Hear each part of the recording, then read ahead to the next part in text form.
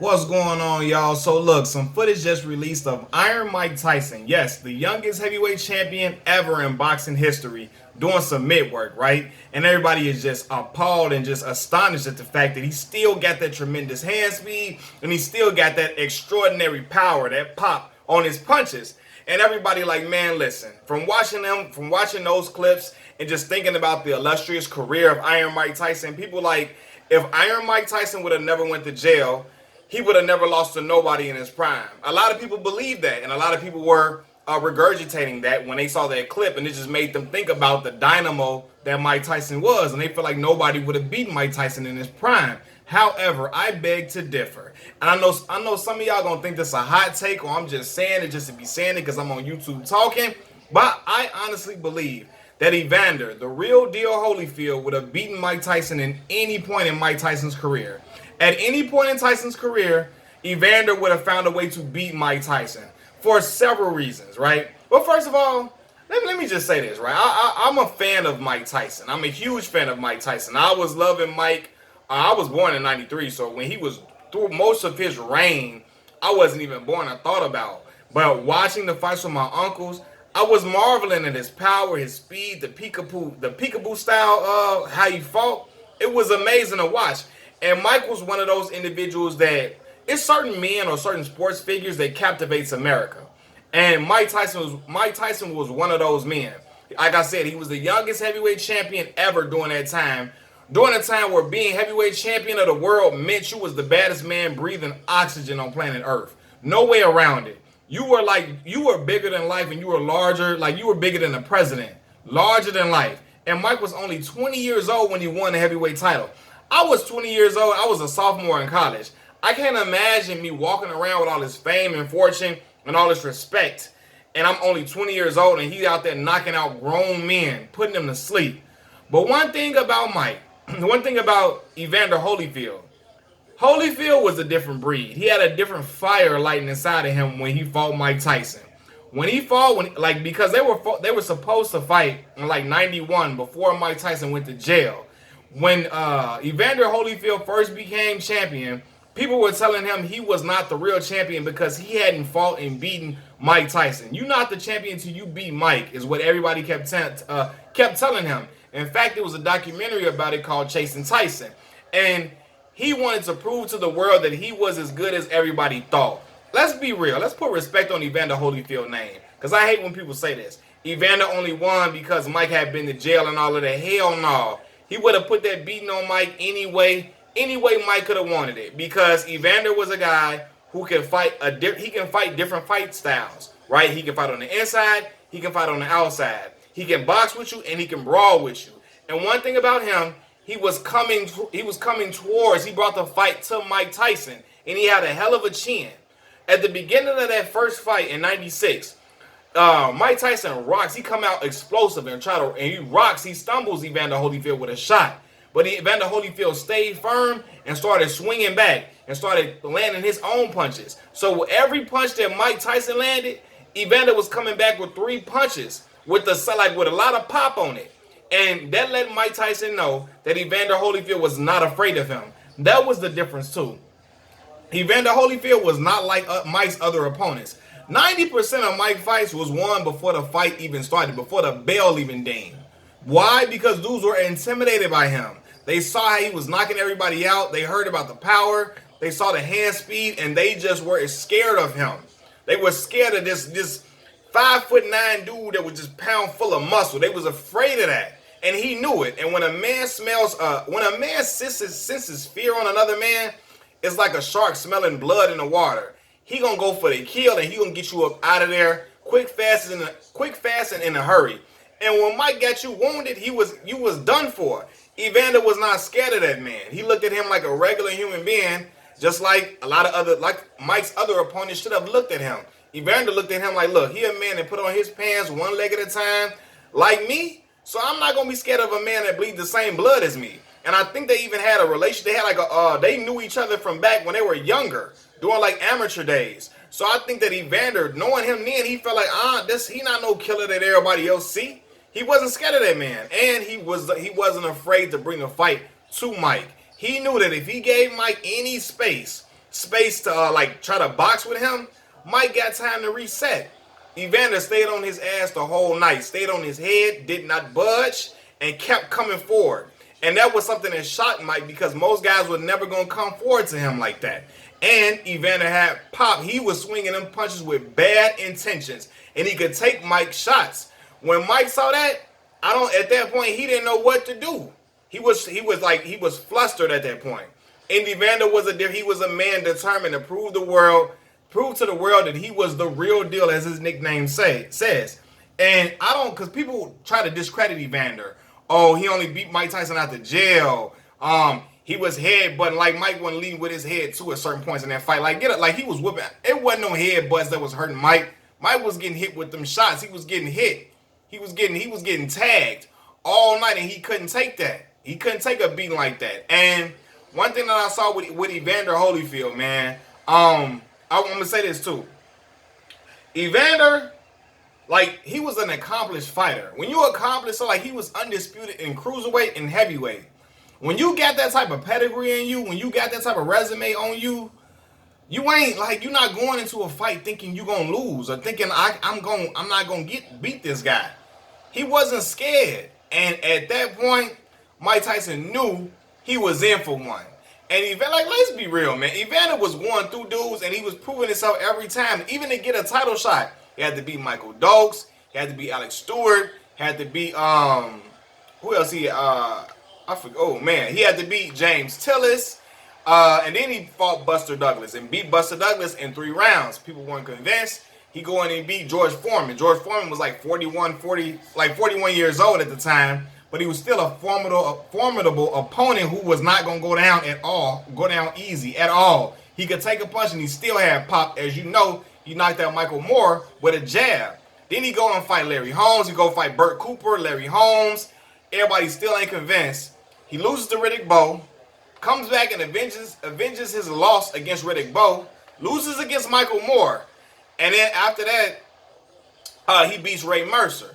He loses against Riddick Bowe again, and then after that, he leads up to the fight with Mike Tyson. And I just feel like, man, Evander was just, I don't know, he was cut from a different cloth. Nice guy outside of the ring, but in that ring, he was ready for war. He was war ready. That dude and that brother in the purple trunks had a different type of heart beating in his chest. They were telling him he was too small from the jump. He came from like 100, he was like 175 pounds at first. Like, you too little. You was a little guy. You don't hit hard enough. You don't got enough power. You're not strong enough. You too small in stature. They gonna kill you. And I think that drove him. Him knowing that, you know what, people don't believe in me. People don't think I can do this. People think that this guy is invincible. I'm gonna show the world that Buster Douglas thing was not a one-time occasion. I'm gonna beat Mike, and he beat Mike twice. And what I'm gonna tell you, in that second fight, like, the way everything came out to play, like the Holyfield established that Mike was no longer the bully at all. And he showed them, I'm willing to bang with you. And that second fight, when Tyson bit Holyfield's ear, and Holyfield said, man, come on, let's fight. I'm ready to knock this dude out. And he want to fight us some more. He ready to whoop ass. And he's a determined man. And when Mike did that, he bit his ear, Mike was looking for a way out. He was looking for a way out because he knew he was getting his ass whooped. And he knew it was nothing else he could do. And I love Mike Tyson. But he could not keep that man Evander Holyfield up off of him. And he knew it was done. He knew that he wasn't going to win that fight. The only way to save face is to do something radical, to get yourself out of the fight so you won't get knocked out like he got stopped in the first fight. Or you won't just lose on decision. You got to do something radical to disqualify yourself so you can get yourself out of there, which is what he did. Not only did he bit him once, he bit him twice. So I knew he was ready to go. He ready to get up out of there, man. And Evander was whooping him, man. And when a man get his ear bit off and blood in the ring, he ready to fight. That's a different breed, man. Evander was built of something different. People try to discredit him. The dude was the only dude that was undisputed at cruiserweight and heavyweight, fam. Like, come on. And he fought everybody. From Lennox Lewis, even when he was older, like 38 years old, he fought James Toney. But he was like, matter of fact, he was 40 when he fought James Toney. Beat Hasim Rahman, John Ruiz, four-time heavyweight champion of the world, and should have been 5-time when he was cheated out when he beat Nikolai Valuev. Man, I'm telling you, he should have been 5-time champ. That's a different type of dude, man. That brother from Georgia, what? Holyfield was from Atlanta? That brother from Georgia, man. Is he from Atlanta? Yeah, Atlanta, Georgia. Atlanta, because he was from Alabama, and then he moved when he was like 4 years old to Atlanta, Georgia. That brother was a different type of breed, man. And Mike was not ready for that. He wasn't ready for a dude that wasn't scared of him, that was going to hit him back, and was not going to move. Because Evander knew if he would have tried, and he knew that he could give Mike time to reset if he fought him on the outside and boxed him.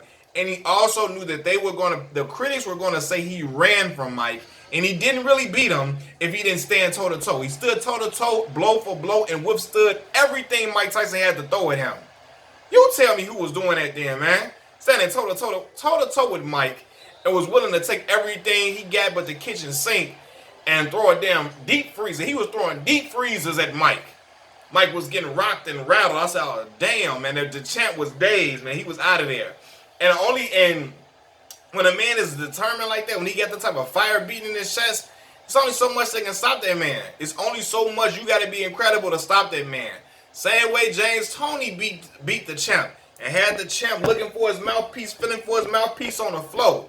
Because my uncle told me that James Buster Douglas, his family, his wife had actually sent divorce papers while he was in training camp.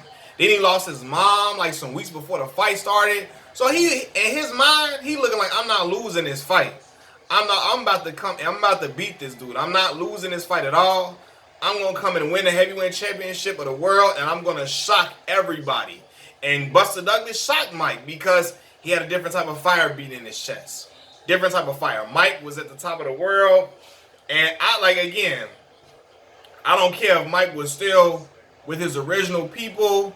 If Mike would have never went to jail, if he would have never met Robin Givens, Evander Holyfield would have been on that ass, man. He would have been on his head.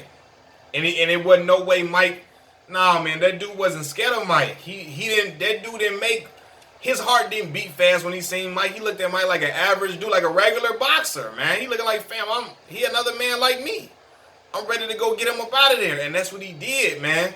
Look at them fights, man. Holyfield was outclassing them superiorly, and everybody like, oh, Mike lost foot speed, he was more flat-footed, whatever. It would have been the same way that dude was I think he was a better boxer than Mike. Mike was more dynamic, he had more knockouts, he was more exciting to the average fan because of his fighting style. You know, he kept more eyes on the sport, but I feel like Evander was a better overall fighter than him. And Evander was able to make adjustments. That's another thing, I feel like he was able to adjust. And he had that damn chin, man. He could take a punch. Like, it was times where I'm watching him getting hit from Riddick Bowe. I'm like, Holyfield should have been down a long time ago. But he stayed on his feet and he stayed throwing back, kept coming. Telling y'all, man, Holyfield he was something different. Something different. And I know Mike captivated the world so much that we don't want to believe that he would have lost against anybody. We want to believe that he was invincible and he was this machine that nobody could stop. But he was human, y'all. He was human. He was a great fighter, but he was human. And Evander Holyfield showed that. He showed that, man, look, you're not going to be the monster. I'm going to show you what time it is. Even in the first fight, his trainer like, man, look, he not the bully in there. You the bully. You the bully. And that he was. He was that bully. When he got Tyson out of there in the 11th round, everybody, man, I'm so glad the ref needed to stop that because Mike was just getting riddled with shots. Riddled. He was getting painted with shots. And Mike is great. Phenomenal. As much as I love Mike, I feel like sometimes Mike can be over, like he's an all-time great heavyweight champion. For sure. All-time great. But sometimes I feel like we kind of rate him so high, you know, due to the fact that he was just this knockout artist. And he was so tenacious. He was so ferocious. But when he stepped up in competition, you can say out the jail or whatever all you want to. When he stepped up in competition, he lost to the top guys. He lost to the time. And the early part of Mike Tyson's career was everybody talking about, you know, certain fighters fighting tomato cans all through the first point of their career.